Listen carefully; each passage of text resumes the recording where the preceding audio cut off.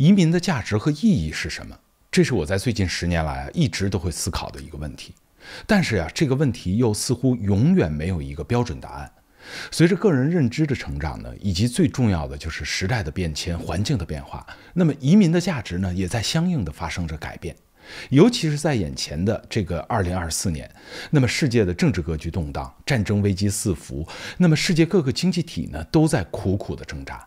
加拿大的变化呢是更加的剧烈的，人满为患，资源紧缺，移民的难度呢更是直线上升。在这样没有人能够看得清楚未来的形势下呢，移民还有价值吗？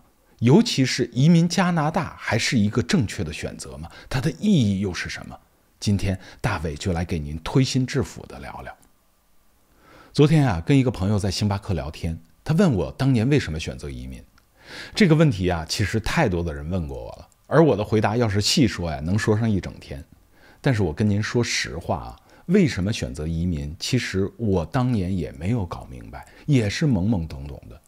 可能是为了给孩子一个更好的未来，为了避免996的这个职场高压，为了避免40岁失业再去送外卖的噩梦，为了让自己原本已经看得到尽头的人生多一种可能。所有的这些呢，都可能是我移民的理由。甚至呢，在我来了加拿大之后呢，经常也会无意之间又找到一个移民的价值。比如说我在开车上班时候99号高速两边的农田中呢，突然飞起一群海鸟。那么在我晚上在后院里抽烟的时候呢，无意间抬头看见满天的繁星，很可能就是这样一个瞬间就让我的心中呢涌现出一种来对地方的感觉。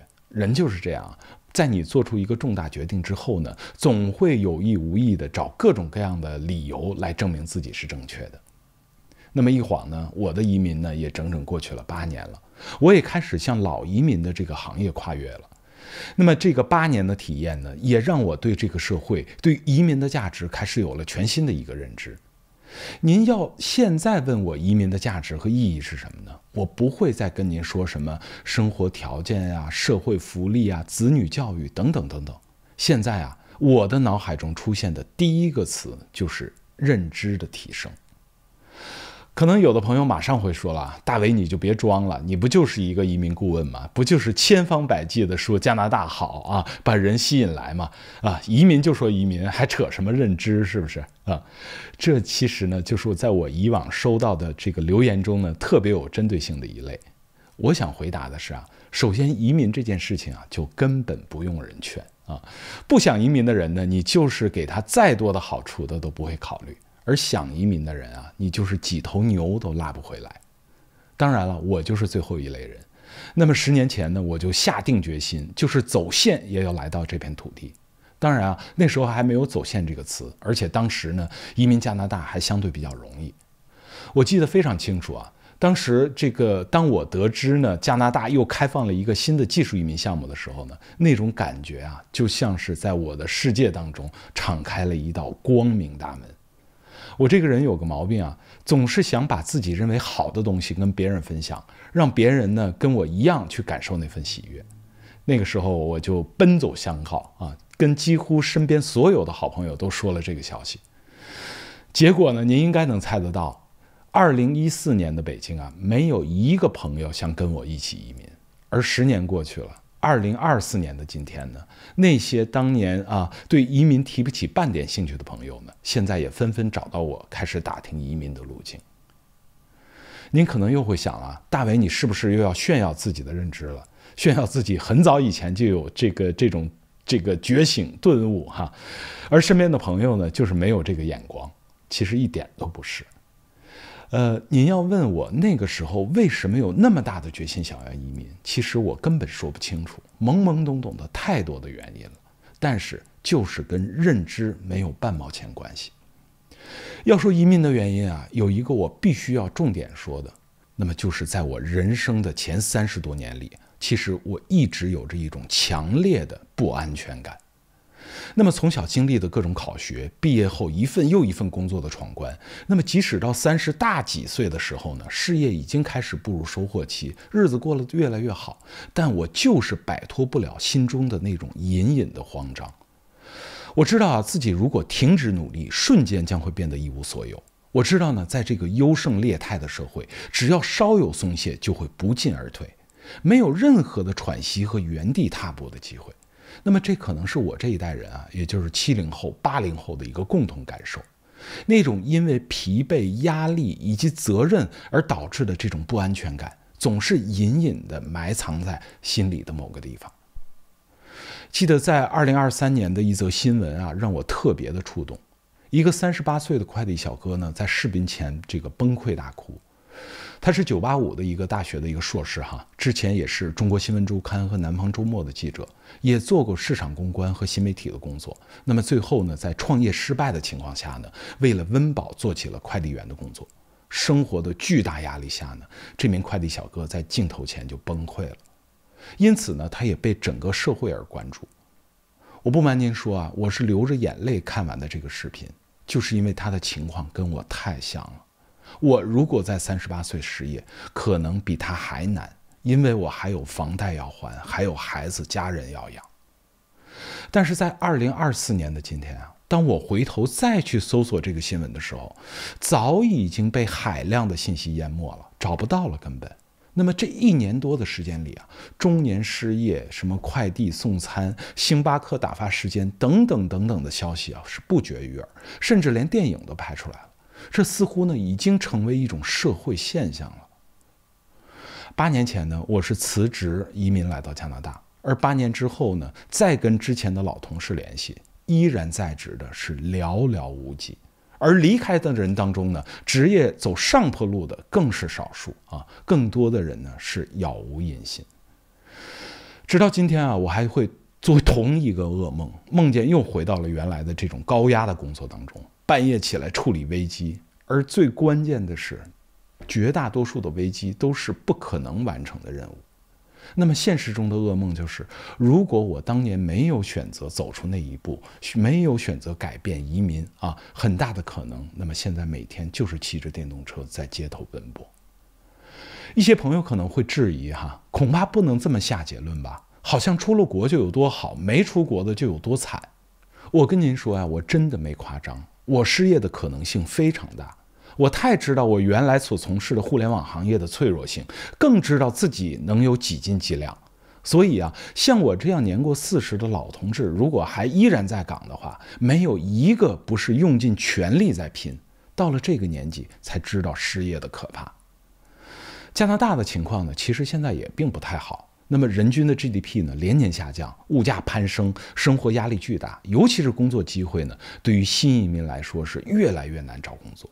所以啊，我真正庆幸的并不是来到了加拿大，并不是移民啊，这个社会一样有这样那样的问题，移民到任何一个社会都会有更大的挑战。但是对于移民，我最庆幸的是走出了自己的舒适圈。自从有了移民的念头，10年来啊，我没有一天在停止学习英文，停止学习移民知识，停止学习加拿大这个社会的方方面面。而移民后呢，我就像是一个新生儿一样，吸取所有能获得的知识，来了解、来融入这个社会，生活的、职业的、子女教育的、兴趣爱好的，所有的知识。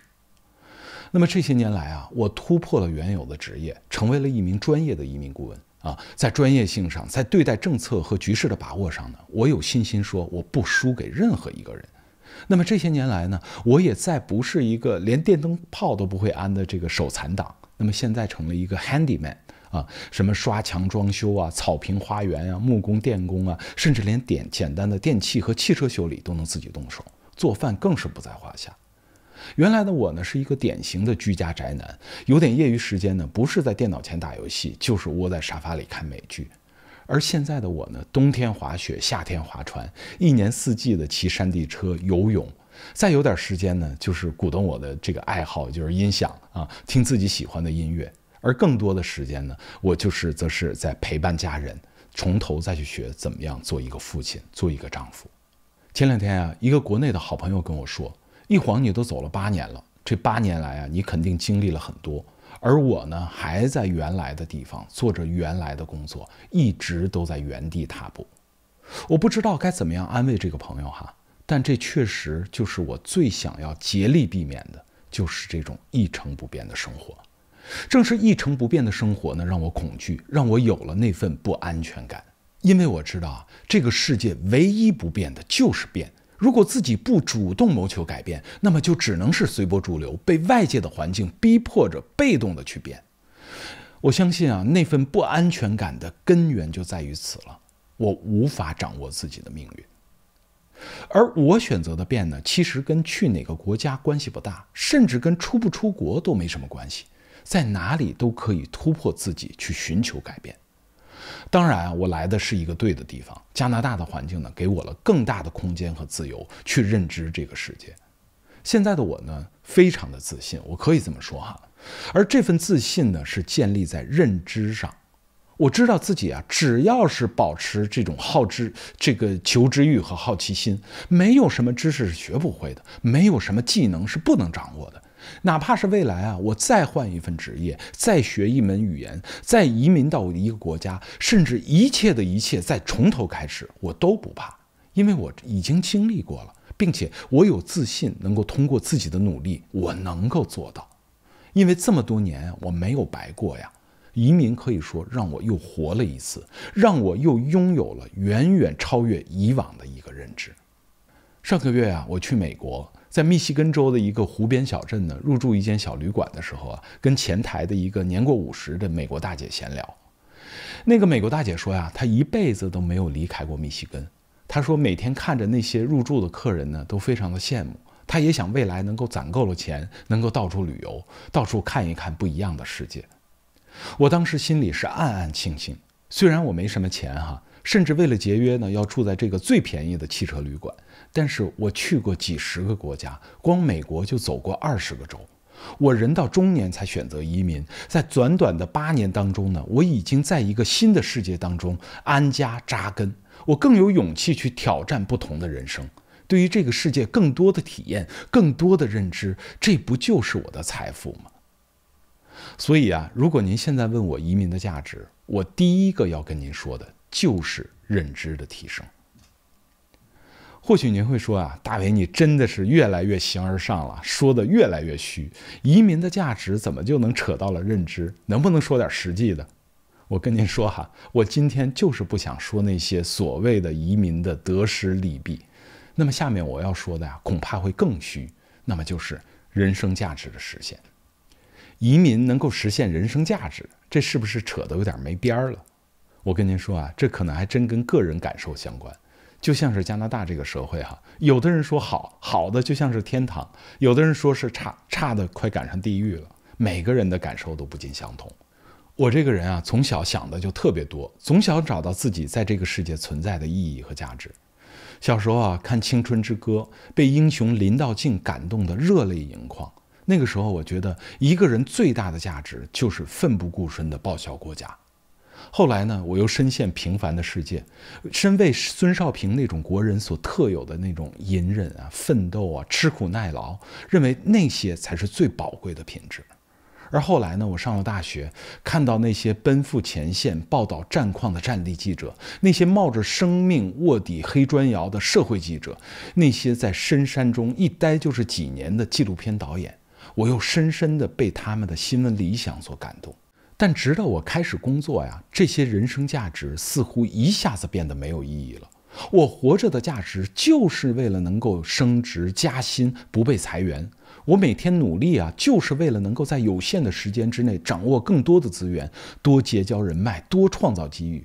而这一切就是为了让自己能够在北京活下去，去满足自己不断膨胀的欲望，哪有时间再去思考什么人生的价值和意义？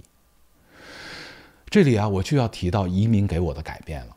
我总说呀，移民并不是一切问题的解药，绝大多数生活的问题呢，在移民后还将会延续。但是有一点可以肯定，移民给了我们人生当中的一个空窗期和调整期。极少有人能够在来到一个全新的环境之后呀，马上又会陷入到忙碌的事业。那么无论是主动的还是被动的原因，我们总会有一个生活的一个调整期，或者说是一个停顿期。当然了，对于这个调整期，有的人感觉痛苦，因为对未来找不到方向，而有的人感觉到享受，那么享受那种久违的宁静。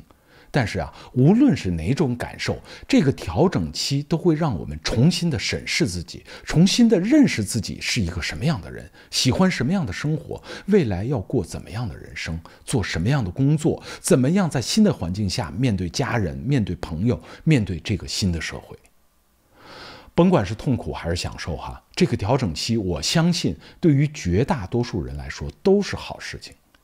那么我这个人最怕的就是忙碌一生，这个一直在往前奔，那么终于有时间回头看看自己的时候呢，已经老了。那么这个时候呢，父母已经不在，孩子已经长大，或许我们可以拥有财富名利，但这一辈子的辛劳到底是为了什么呢？那个时候啊，即使想明白了，也没有时间再去实现了。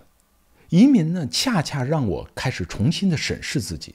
就像是前面说到的，我在移民初期的时候啊，也完全没有想明白到底是为了什么。但是生活上、环境上的巨大转变，以及我在这8年当中的成长呢，也让我完成了蜕变，让我搞明白了自己要为什么而活。这也并不是说呀，我已经看破了红尘，完全顿悟了，而是我越发的开始了解自己，清楚自己想要什么样的生活。就比如说，我是一个内向的人哈，用现在的词叫做 I 人。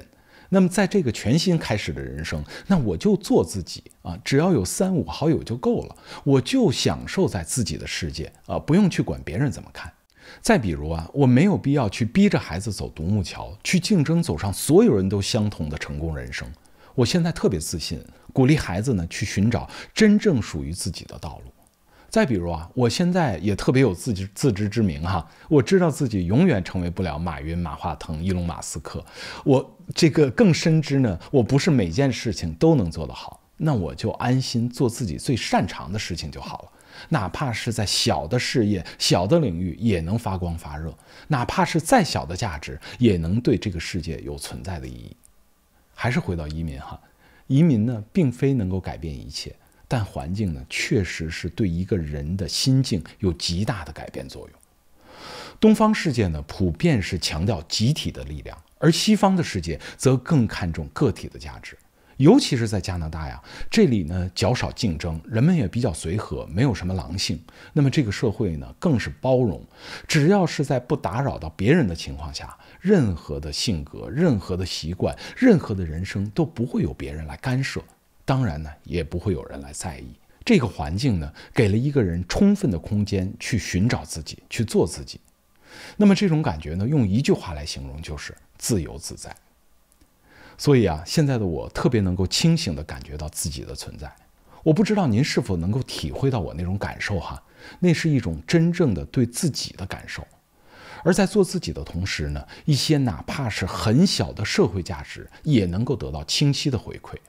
就比如说我的工作哈，移民顾问，很多人一听到这个职业呢，就特别的不耻，甚至鄙视，说你不就是一个出了国回头再赚中国人的钱啊？说移民中介不就是到处招摇撞骗吗？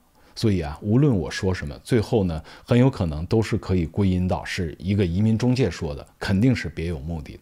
说实话呀，这种话我听了很多，但是我跟我的伙伴们啊，却依然价值感满满。每帮助客户能够收获身份，甚至哪怕是一张学签、工签、旅游签，看着你的工作帮助了一个个的家庭来到了这个国家，那是一份实打实的价值。我们没有什么太大的社会贡献，影响不了国家、社会甚至社区，更没有能力去推动人类文明的进展。但是呢，哪怕就是这一点点的对于一个家庭的帮助，也是实打实的，能够看得见的，让我们充实和快乐的。而对于社会呢，哪怕是极其细微的价值，在加拿大呢，也是有所回馈的。举一个例子哈，我家这一片呢，有一个常年送货的一个加拿大邮政的一个快递员，是一个40多岁的一个白人女性啊。最近呢，我经常有客户从国内海运过来很多东西啊，先运到我家，都是很大的包裹。那么这位女快递员呢，每次都会一个人扛着大箱子搬到我家门口，因为东西太大了呀，怕家里没人签收，所以每次呢，她都会提前给我发个短信。我白天上班一般都不在家，家里呢就只有我不会说英文的我的母亲啊，我是有点担心70多岁的母亲呢能不能交流得明白，所以呢，我每回啊也都会跟那个快递员回短信啊，都跟他交代一下。我其实不知道他们之间是具体怎么交流的，但是呢，每次送完货之后，那个女快递员呢都会再给我发个短信，她说我妈妈已经签收了啊，交流一点问题都没有。她还特意说，她从我母亲的笑容和听不懂的中文里已经收获了感谢。一来二去啊，大家都认识了。那么在有一次送货的时候呢，妈妈为了表示感谢啊，送给了这个快递员一个这个熊猫挂件的一个小钥匙链啊，就是这样一个非常这个不起眼的一个小东西。但是那个快递员呢却非常的感动，他发短信专门过来感谢，说你妈妈人太好太善良了，熊猫是我最喜欢的动物，我非常的喜欢。您看啊，就是这种人与人之间的小事儿。这个邮递员对工作极其负责，又非常的包容和善解人意，而换来的呢是居民们真心的感谢。那个小钥匙扣啊，真的是太不起眼了。我妈妈一个70多岁的老人呀，也不知道该送给一个本地白人什么礼物好。但是对于邮递员来说呢，这却代表了社区居民的感谢的心意，更是对他价值的一个承认。这些呢，都是我每天都能够体会到的社会价值。开车路上一个善意的礼让，进大楼时给别人留一个门啊，给对面的行人彼此一个微笑，都是一个人对社会、对社区的价值的体现。而这里啊，我又不得不提到价值观的问题了。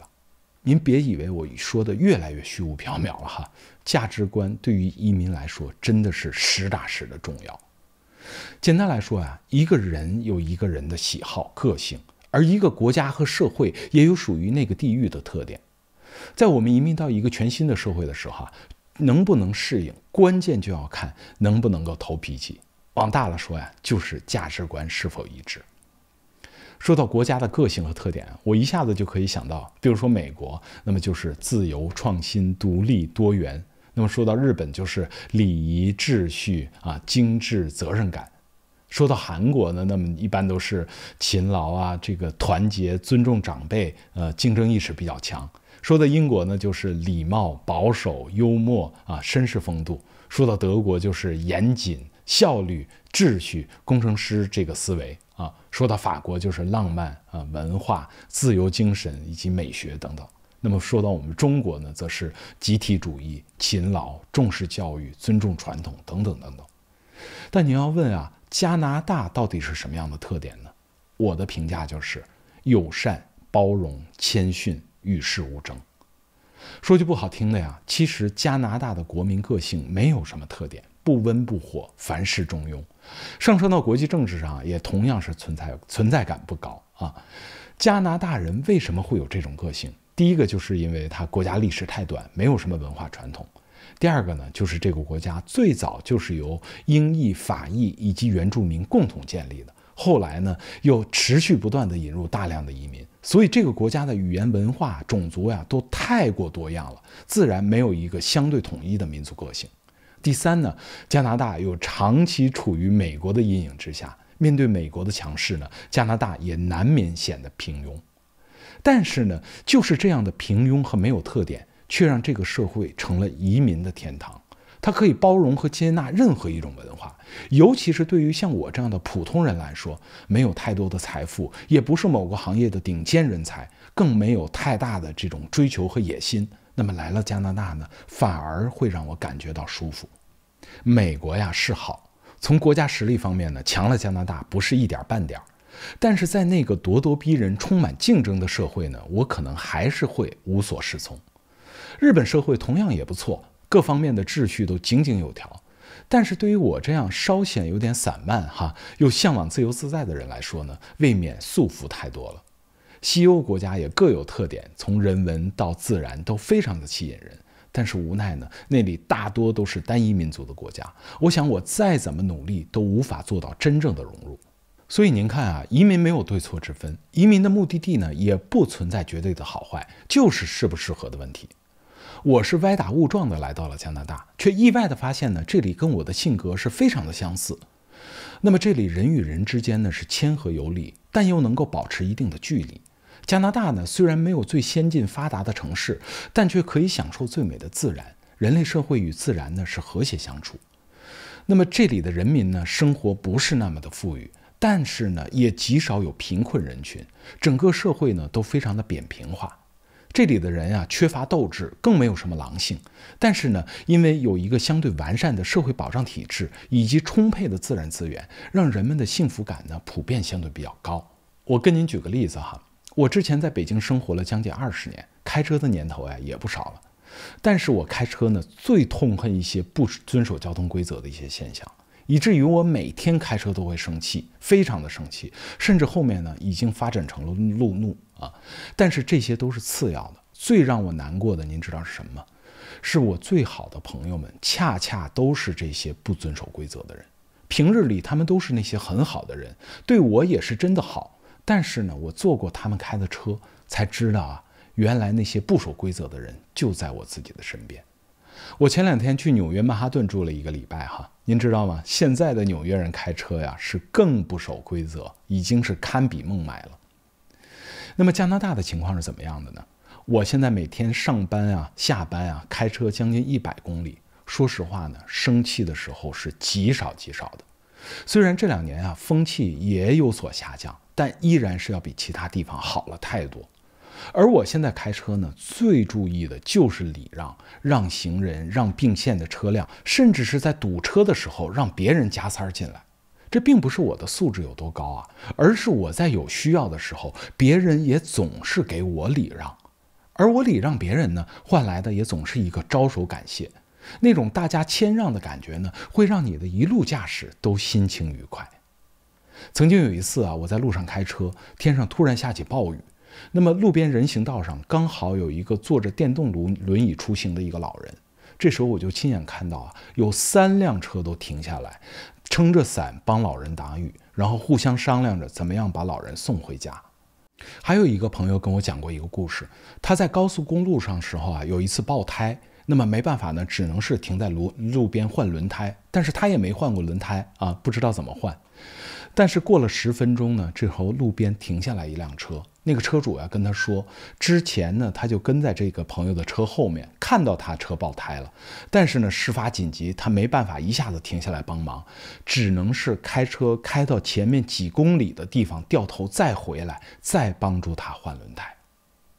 还有另外一个故事啊，是一个新移民朋友跟我说的，他刚来的时候呢，骑自行车去面试，结果呢自行车的链条坏掉了。那么他路过一个停车场，2位女士帮他修了好久，弄得满手油污，但是苦于没有工具呢，没有修好。但是呢，他也是非常非常的感谢，没办法呀，只能是继续推车。他碰到了一家人啊，车库门正好打开，他就问那个陌生的人借工具哈，结果您猜怎么样？那家人呢，直接把自己的新的自行车借给了他，说他直接用完了再还回来就行。这些呢，都是加拿大现实生活中最真实、最朴素的故事。我相信啊，每一个在加拿大生活的人都有过类似的经历。您说，这不就是价值观最好的体现吗？而对于我这种向往平和、宁静、简单的社交关系的人来说，这不就是移民的价值吗？再回到最开始的主题，我移民有8年了哈。对于我来说呢，移民的意义也在发生着变化。我今天所说的认知的提升、社会价值的实现以及价值观的契合呢，没准未来有一天也会有更新的感受。但是呢，这么多年唯一没变的就是我从未对移民有过一丁点的后悔。移民这件事情上啊，真的是因人而异。您到底适不适合移民？移民对于您的价值和意义又是什么呢？可能只有您自己才能给自己答案。好，感谢您收看本期的大卫探秘加拿大，我们下期再见。